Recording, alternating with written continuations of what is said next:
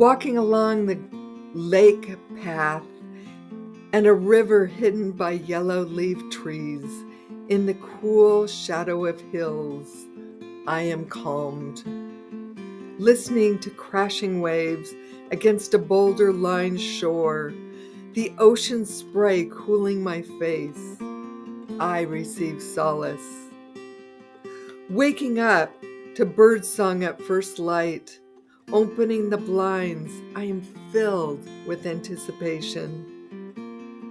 Later, washing zucchini, crookneck squash, chopping sweet potato and mushrooms, crushing garlic and olive oil and a squeeze of lemon. I am grateful for sustenance.